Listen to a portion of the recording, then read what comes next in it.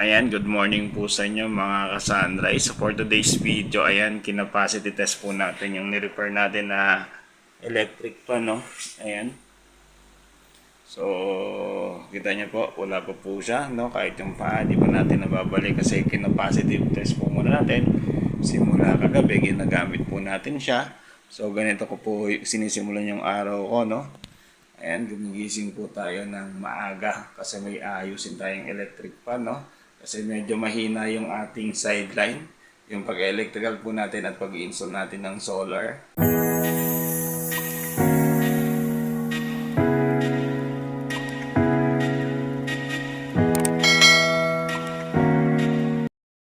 So ito po yung ating aayusin na electric fan. So tignan nyo naman guys, no. So siguro simula nung ginamit, hindi na siya nalinis kaya ayan. Bumigay na rin yung motor, no.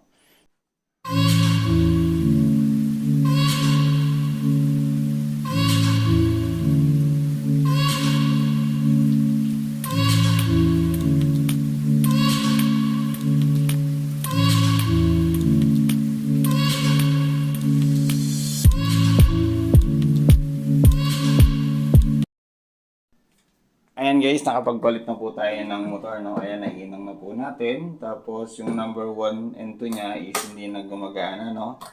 Tapos ang gumagana lang po is yung number 3, no?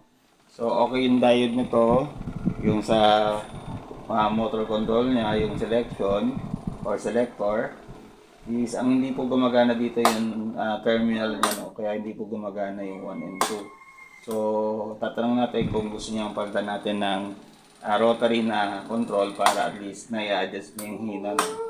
So kung gusto niya na laging naka number 3, pwede naman, no? Ayan, kasi okay pa naman yung mga system niya na yung diode niya.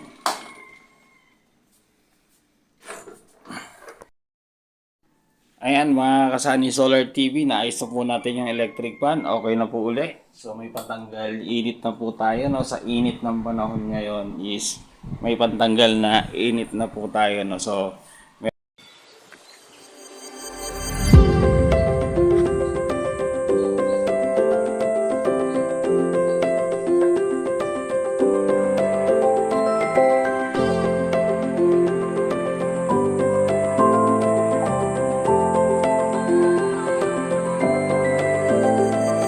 may nagpa-pick up sa atin ng DC na electric fan.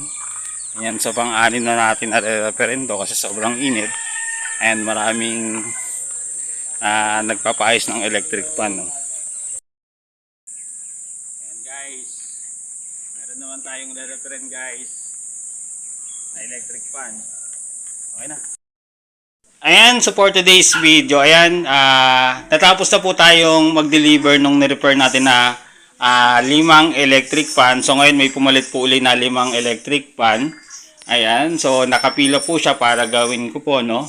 So during na maaga po tayong nagising, doon po natin siya ginagawa, no, para magkaroon po tayo ng dagdag income dahil sa hirap ng buhay ngayon. Bagamat maliit lang yung kita dito, basta ang importante is may kinikita po tayo, no. So ito po yung kinita po natin sa pag-repair po natin ng electric fan, no. Ayan. Ayan. So may nauna na po dyan na 500. So kumita po tayo sa pag-repair natin ng electric fan na ayan, 1,050 sa 5 electric fan na ni-repair po natin, no? Kasi ang singil ko po dyan is 200 pesos kapag na-repair po natin, no? So yung materials niya is order po natin sa online. So sagot na po nila yon. Ayan mga ka-sunrise, kung nagustuhan itong video na to, please like and share and subscribe na rin po kayo sa akin YouTube channel, Sunny Solar TV.